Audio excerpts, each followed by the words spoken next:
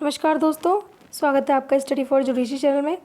Friends, इस video में हम बात करेंगे भारतीय दंड संहिता के कुछ ऐसे प्रश्नों की जो कि लास्ट ईयर पूछे गए हैं एपीओ के एग्ज़ाम में। ठीक है, आईपीसी क्वेश्चंस होंगे, वीडियो को ज़रूर लास्ट तक आप देखिएगा। इसमें ऐसे क्वेश्चंस भी हैं जो कई बार रिपीट हो चुके हैं। इसके अलावा मैंने आईपीसी की एक वीडियो अपलोड की हुई है एपीओ के लिए। आगे भी आईपीसी की वीडियो अपलोड कर दी जाएगी यूपी एपीओ के एग्ज़ाम के लिए। चलिए स्टार्ट करते हैं। पहला क्वेश्चन है, ये क्वेश्चन आया था यूपी एपीओ के एग्ज़ाम में 2011 में। किस धारा के अनुसार महिला के लज्जा भंग करने संबंधित हमला दंडनीय है? इनमें से कौन सी धारा में बताया गया है कि महिला के अगर लज्जा भंग किया जाए महिला की तो उस पर एक दंड होगा? तो ये बताया गया है आईपीसी की धारा 354 में, ऑप्शन डी।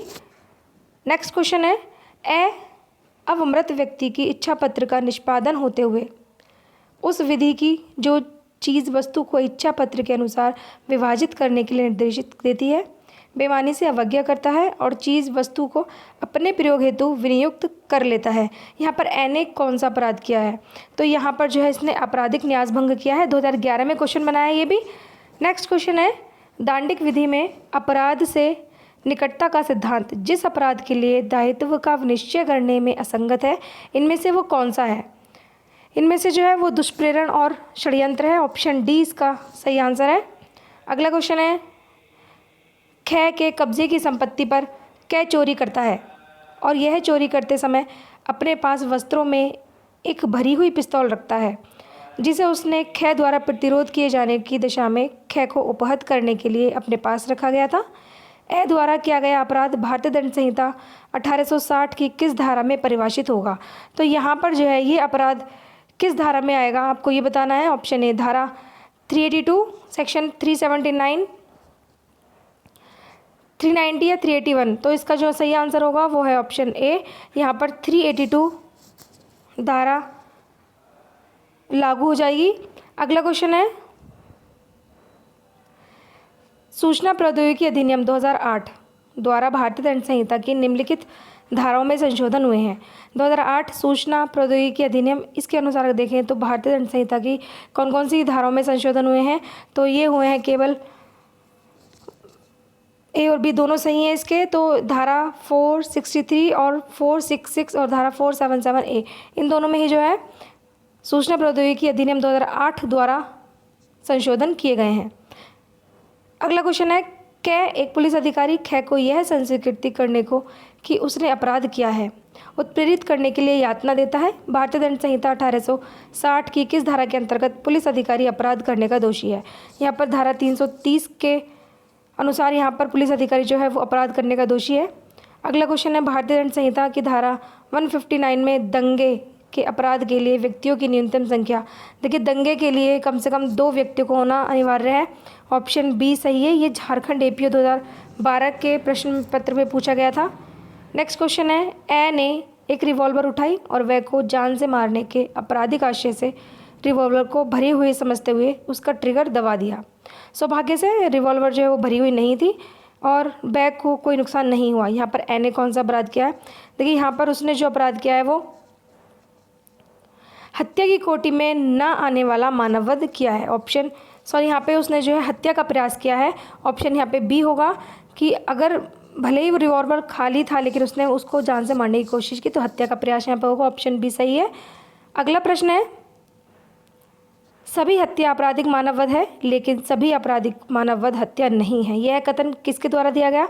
तो ये कथन दिया गया था जस्टिस सुफुरुद्दीन के द्वारा, ऑप्शन सी सही है। यूपी एपीओ एग्ज़ाम 2011 में पूछा गया था।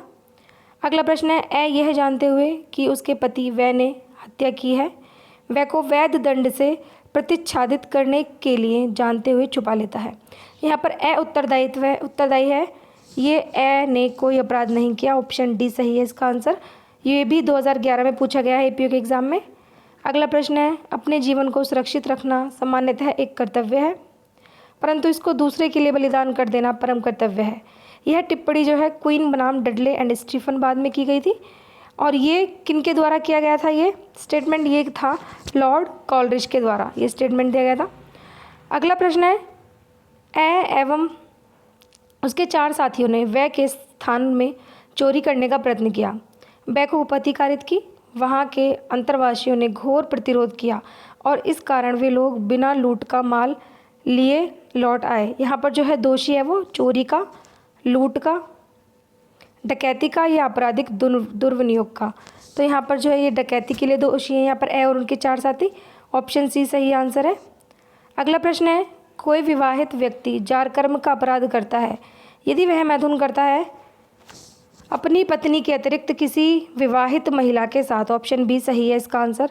अगला प्रश्न है, अन्य बातों की तरह अपराध में वे भी कार्य आते हैं जो मात्र खड़े रहते हैं तथा प्रतीक्षा करते हैं। वे कार्य भी आते हैं जो कि मात्र खड़े रहते हैं और प्रतीक्षा करते हैं। ये कथन आपको बताना है किस वाद में कहा गया था। ये कहा गया था वीरेंद्र कुमार घोष बनाम एम्परर वाद में। ऑप्शन सी है इसका सही आंसर।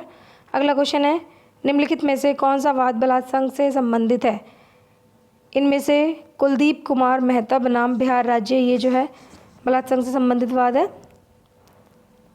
अगला प्रश्न है, बच्चे के द्वारा किया गया कोई कृत्य अपराध नहीं है यदि वह बच्चा जो है 7 वर्ष से कम आयु का है। ऑप्शन बी है इसका सही आंसर। झारखंड एपीओ 2012 के क्वेश्चन पेपर में पूछा गया था। अगला प्रश्न है, भारतीय दंड संहिता की निम्नलिखित में से किस धारा में अपराध शब्द परिभाषित है। अपराध आईपीसी की कौन सी धारा में है। धारा 39, धारा 40, धारा 41, धारा 42। तो धारा 40 में जो है वो अपराध शब्द परिभाषित किया गया। झारखंड एपीओ 2012 में ये क्वेश्चन पूछा गया था। अगला प्रश्न है, भारतीय दंड संहिता की किस धारा में फिरौती के लिए व्यपहरण का उपबंध है। फिरौती के लिए व्यपहरण का उपबंध जो है यह है धारा 364 का में। नेक्स्ट है, सूत्र सहमति से कारित कर क्षति को क्षति नहीं कहते। यानी सहमति से कोई कार्य किया जाता है वो क्षति नहीं होगी। भारतीय दंड संहिता की किस धारा में समाविष्ट है ये सूत्र। तो ये है धारा 87 में। अगला प्रश्न है, कथन दिया हुआ है कोई बात अपराध नहीं है जो ऐसे व्यक्ति द्वारा की जाती है जो उसको करते समय चित्त विकृति के कारण उस कार्य की प्रकृति जानने में असमर्थ है। इसका कारण है कि तथ्य की भूल एक अच्छा बचाव है और विधि की भूल बचाव नहीं है। यहाँ पे अगर हम देखें तो इसका आंसर जो है वो ऑप्शन बी होगा। ये कथन और कारण दोनों ही सही दिए हुए हैं, लेकिन ये कारण इसकी सही व्याख्या नहीं करता है। ये कारण इसकी सही व्याख्या नहीं करता, इसलिए ऑप्शन बी इसका सही आंसर होगा। अगला प्रश्न है, ख ने यह कहते हुए कि मैं तुम्हें पीटूंगा, कै एक छड़ी उठा लेता है। निर्दिष्ट करें कि निम्न में से कौन सा अपराध यदि कोई हो तो का द्वारा किया गया। इनमें से कौन सा अपराध है जो का ने किया। आपराधिक अभित्राश। ऑप्शन बी है हमला। ऑप्शन सी कोई अपराध नहीं किया। ऑप्शन डी उपपत्ति करने का प्रयत्न। तो इसने यहाँ पर जो हमला किया है, ऑप्शन बी आएगा इसका आंसर। नेक्स्ट क्वेश्चन है 22 क्वेश्चन।